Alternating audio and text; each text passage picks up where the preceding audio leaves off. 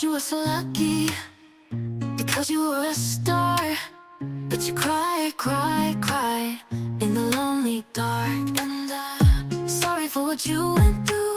I always thought the lucky one was you, but the lucky one was me. I wanted to be you so bad. Your life looked like so much fun. The fashion lights and fancy things made it seem like you had won. But little did I know, you were crying all the time. You were hurting inside when everyone thought you were fine.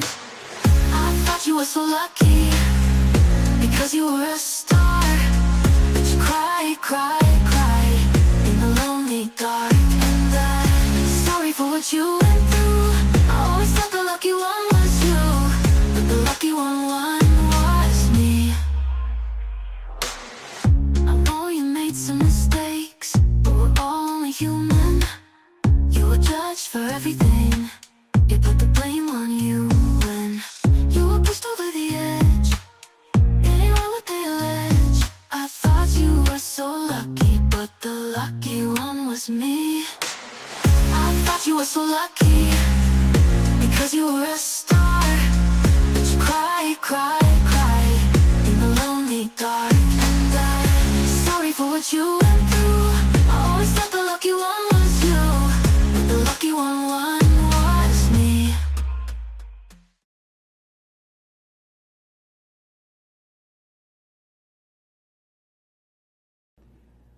The record for women is only 2 days and 14 hours.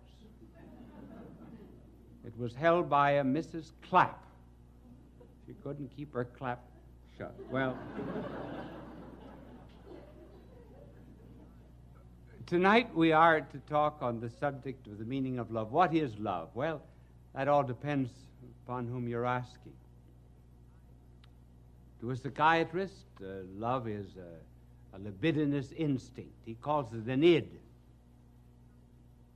And it becomes interesting to him when it manifests itself in aggressiveness and jealousy and hate and anything that creates a psychiatric problem. To the novelist, love is interesting not when it is a virtue, but generally when it is a vice. Adultery, perversity, and so forth constitute the themes of many novelists. To a biologist, is nothing but an animal instinct that has been carried over into the human order. To a comedian, love is nothing but a lot of dame foolishness. You understood me correctly, didn't you? Love is really none of these things. Love is a feeling, a groping, a tasting, a sensing, and awareness of another. Love always refers to another, not just primarily to self. And here's where it differs from knowledge. Now, let me illustrate this.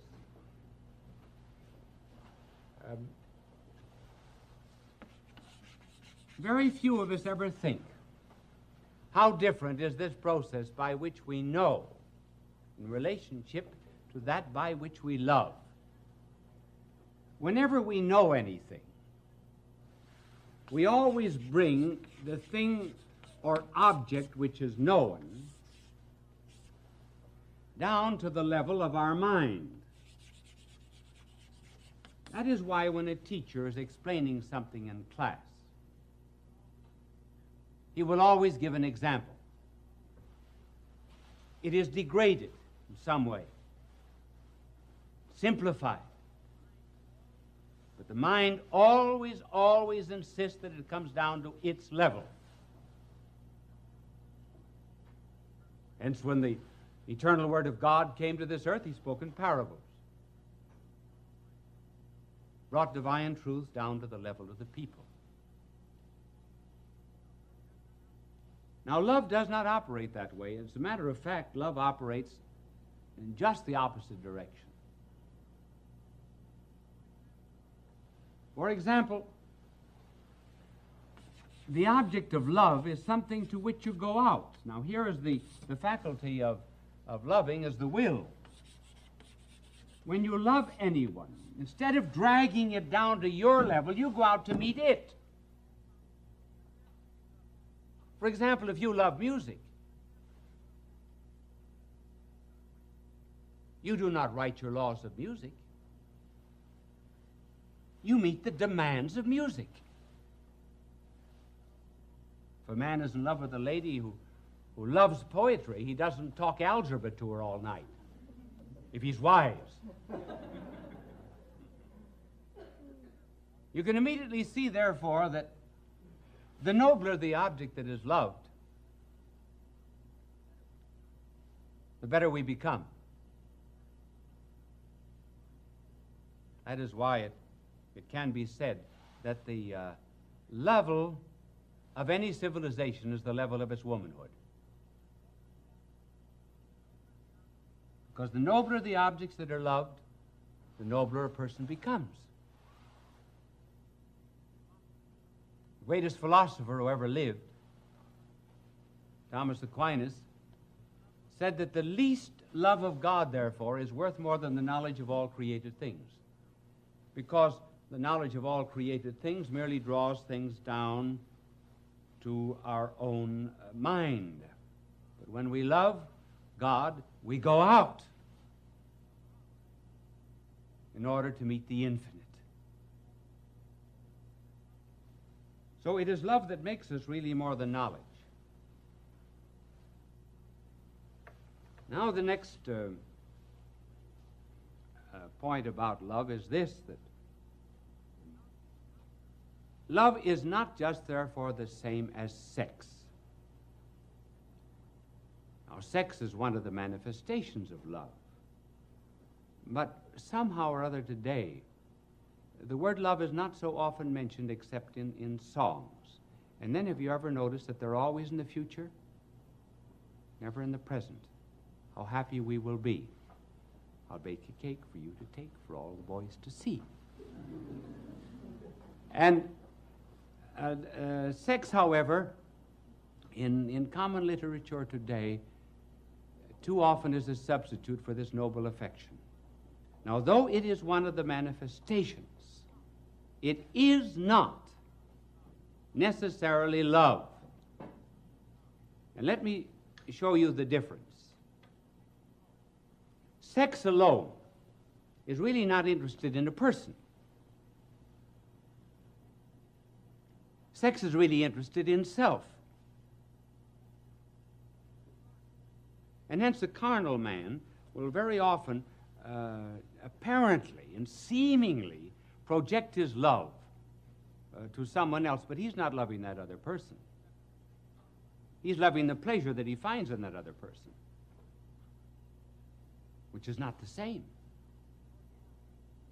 George Orwell, who wrote that remarkable book about the future of a communistic world called 1984, he has some people saying in 1984,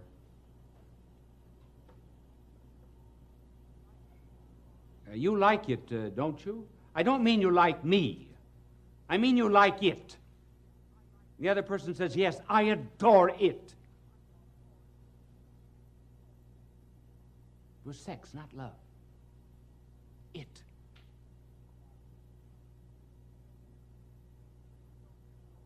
When the Soviet soldiers came into Berlin, they ran through the streets, the close of World War II.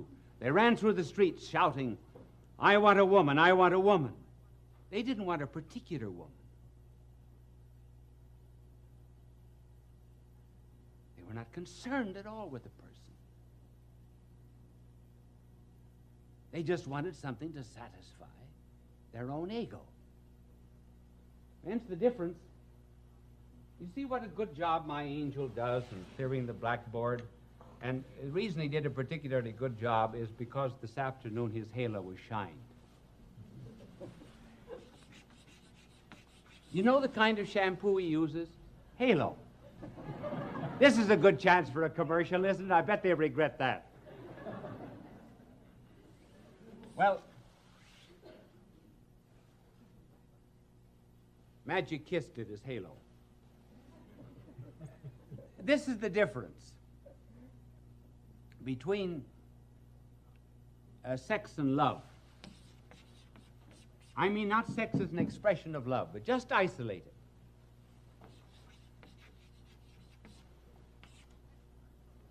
Sex is a circle. Have you ever noticed that's the only thing that I draw well, is a circle? It's not perfect, but I mean it's much better than the things I usually draw. But sex is a circle. It's bounded by itself. It looks only to itself.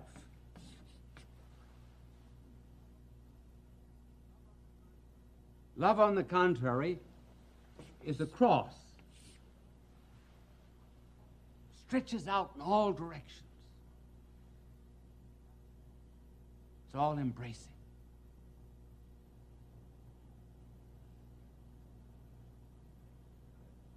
Sex, to some extent, only to some extent, is like some of the statues we see of Buddha. Big, fat, sleek, well-oiled body, hands folded across the breast, intently looking inward, thinking only of self. And love is very much like sometimes the paintings or the statue of a saint, thin-waisted face, but eyes upward, peering beyond the hid battlements of eternity unto God himself. So love, therefore, by its very nature, is something that is concerned with the other or another, which brings us to this other question, namely the love of neighbor. Our blessed Lord said, love thy neighbor as thyself. Well, you might say, how can I like my neighbor? First of all, the neighbor isn't the one from whom you borrow sugar. The neighbor isn't the one who tells you that you're making too much noise at your party. He isn't the one that knows your affairs before you do. The definition of a neighbor is one who is in need, or else your enemy. So the question arises, I can't like everybody. And I got certain neighbors I don't like. And nothing in the world can ever make me like them. That's true. So here we touch upon the difference between liking and loving. Certainly there are things and there are persons you can never like, because liking is instinctive. Liking is an emotion. It's physiological. It's almost organic. It's biological. It's something over which you do not have great control. For example, you do not like olives. Now, I should tell you something I don't like, and I generally announce it once a year over television and over radio, so that if you ever invite me to dinner, you'll remember it. I don't like chicken.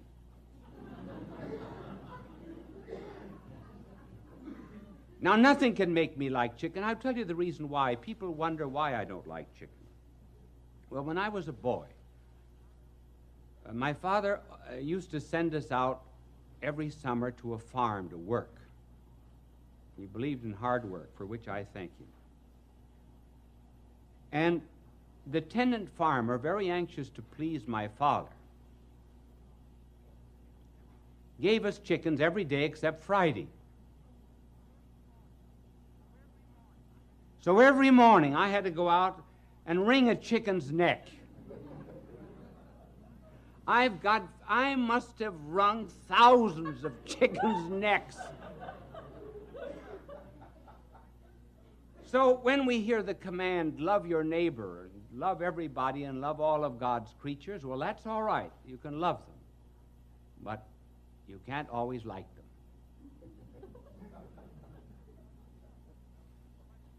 Well, what is love?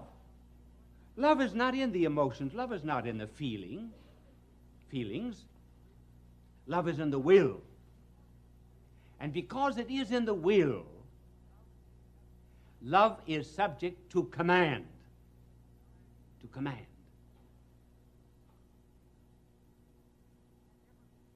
You can never be commanded, for example, to like pickles. But you can be under a command, as a boy is under a command, for example. Now, please go up and kiss your Aunt Sophie. Now, he doesn't want to kiss his Aunt Sophie, but he's under a command, and maybe he does it. So love is subject, therefore, to the will. It can be ordered, whereas liking cannot. And we're only told, therefore, to love the neighbor. And how does this love work itself out practically? Because you may not be liking all the time. It is by doing a good deed. Do good to them who hate you. And as we begin to do what we ought and what is commanded, we may eventually begin to love that which we ought. And that is how we gradually come to love God and to love the neighbor sometimes that is not worth loving. Does that mean I have only 3 minutes left? All right. I thought I had 5 or 6. I've got 3, so I get very nervous, and I have to change it. No, he says 5. Wasn't that nice that I asked him? He put up 3 fingers. Now I have 5. Well, now I can tell you other things.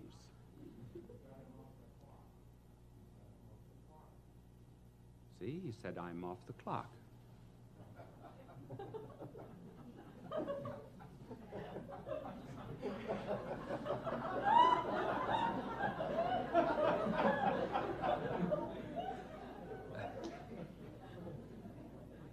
You see, I like him for that, and I love him for that. I don't care what it takes, nothing will come in my way. The universe can throw all at once at me, so to my path I'll stay. Broken away from you, I don't care. I will stare into the sun, slingshot me around where I can find you. I'll be a record breaker. Space itself is no limit for me. I'll be your survivor. Just hold on, please wait for me.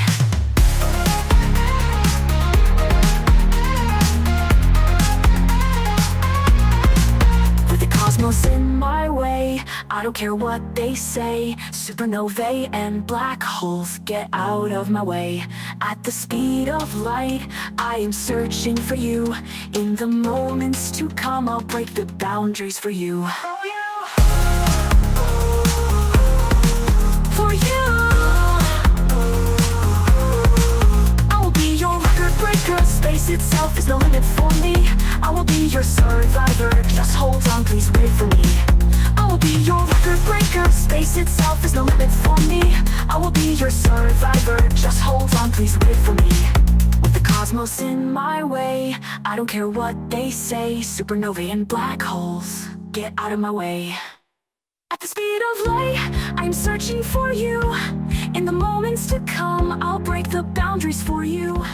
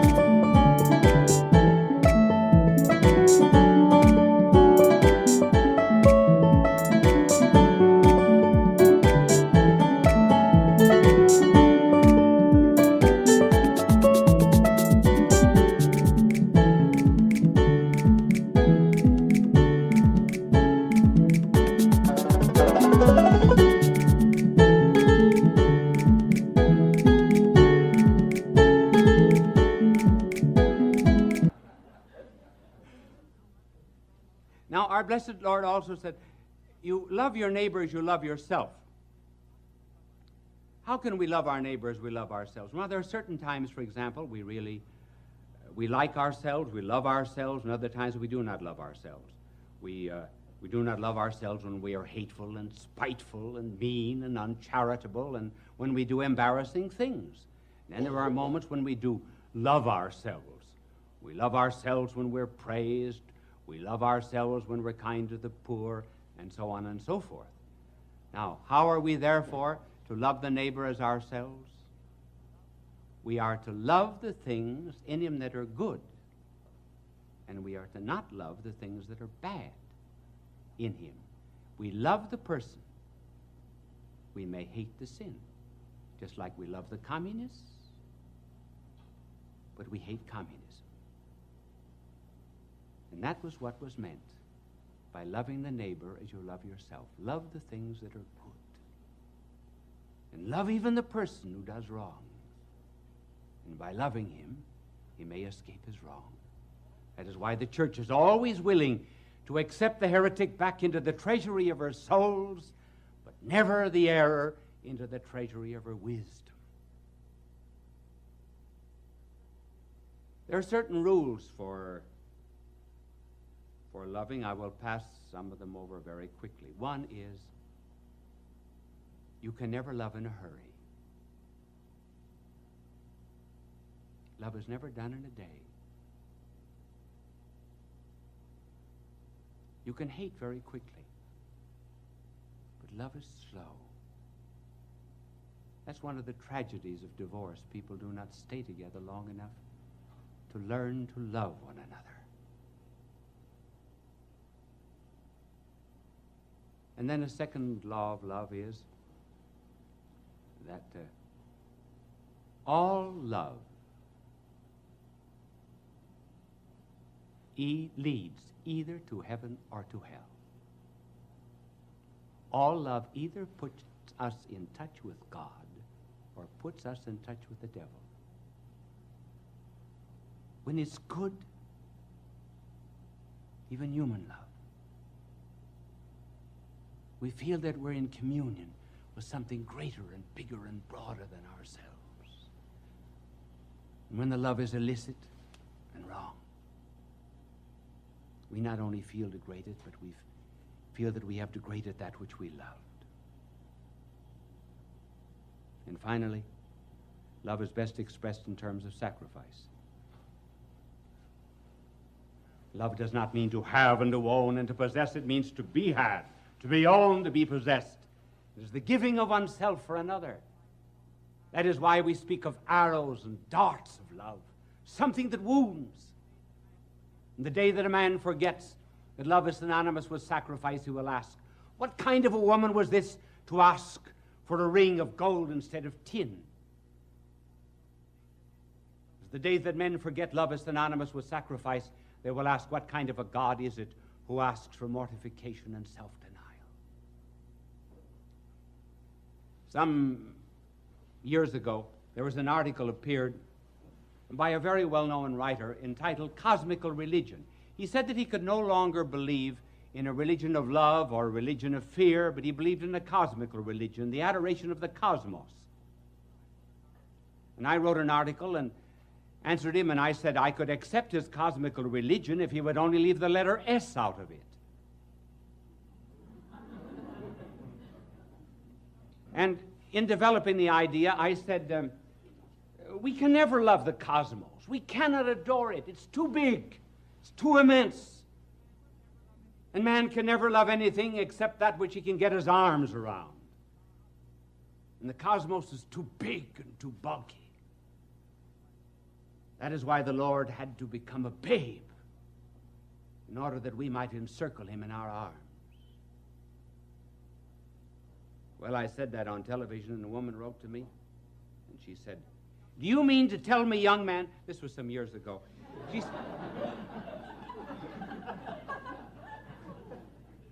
she said, do you mean to tell me, young man, that I can't love anyone unless I can get my arms around them? I said, madam, that isn't my problem, that's yours.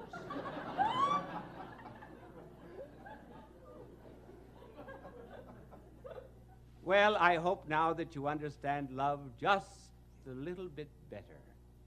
All love on this earth is just a spark that comes from the great flame of love, which is God.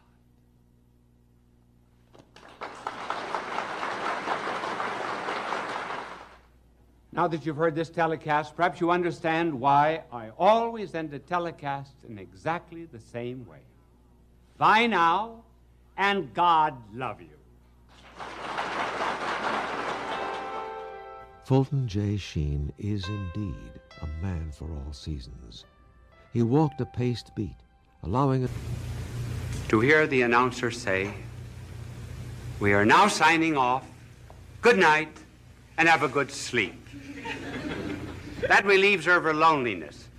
There was really and truly, a woman wrote to me and told me that my program was the only one to which her cat ever listened. So our subject tonight has to do, to some extent, with loneliness. It affects all ages. Children are lonely. 5 million of them belong to divorced parents in this country. Boys get lonely. That's why they join gangs, because they get power which they do not individually have. Young girls are lonely when they get a pimple on the nose.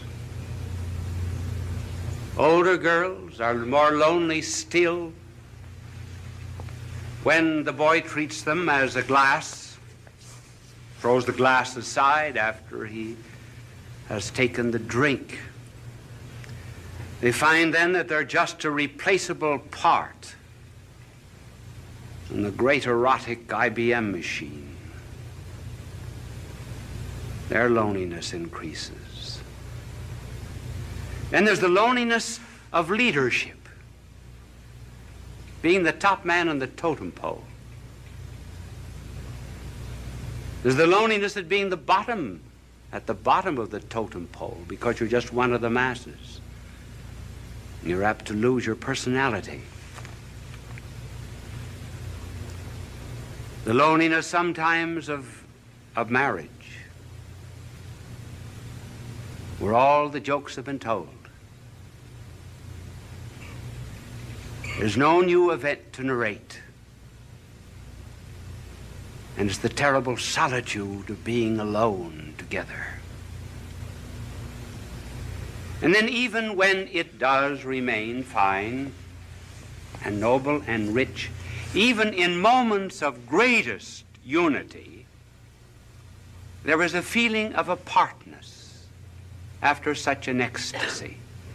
One hopes to completely submerge oneself, and yet one finds oneself back again. The hypochondriacs, of course, are lonely. And so we were asked to talk on this program about this subject of loneliness.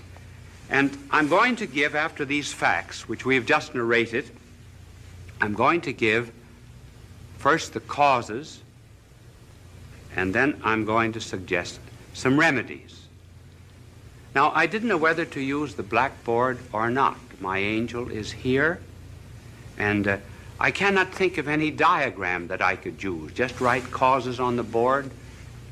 So I'm afraid I will not be able to use my angel, but just before I came on the program, he wanted to know if I would play a game of golf with him tomorrow. And I told him that I was not old enough for golf because I play tennis twice a week. When I get old, I am going to play golf, and I'm going to have a wagon, too, to take me around from hole to hole. And, but he was telling me that the other day he was playing golf, and he drove off 225-yard hole it was, and the ball went right into the cup. And he looked up to heaven and he said, "Dear Lord, let me do this by myself." He's not a lonely angel, as you see.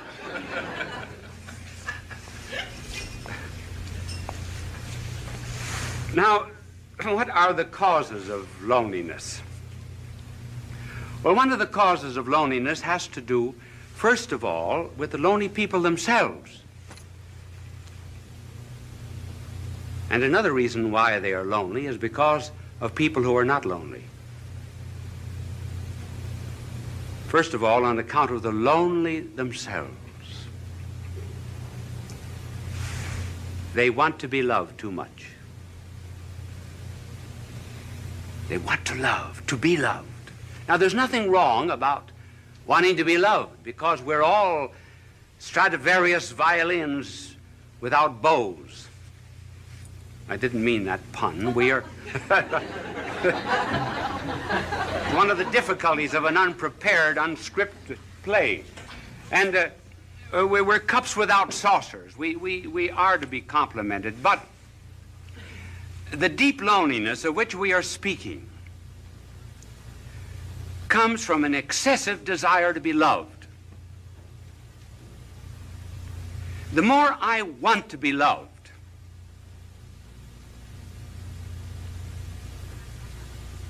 the less I am loved. The less I'm loved, the less lovable I become. The less lovable I become, the less I am capable of loving others. And that's how, by a desire to seek only oneself and to please oneself, one gets caught like a bird in a fowler's net. And the more one struggles to get out of this loneliness, the more one is captured by it. Just take some concrete examples of this desire to be loved. I know of a mother whose daughter was away at college. And she used to call up the daughter every night. Would keep the daughter on the phone for an hour and protested to the daughter that she was not appreciated as she should be. And because other girls in this college wanted to use the phone, she said to her mother, "Mother, I'm forbidden to use the phone anymore." One day, the superintendent had sent for her, and she was unable to answer the phone, and she told her mother, "Send someone to answer the phone for her." The mother said, "This is the end." And she refused to see her daughter again. Thus, by wanting too much to be loved without loving, one loses even the love that one seeks. And then there was a fiancée. She used to. I wonder if any of you young women in the audience ever do that. Do you know what she would do? She would write down in a book every time the boyfriend called how long he spoke. She also wrote down how often he wrote and how many words he wrote in each letter. She felt that she wasn't loved enough, so she began writing herself anonymous letters, threatening her. And she said that these letters came from a well-known author in the city.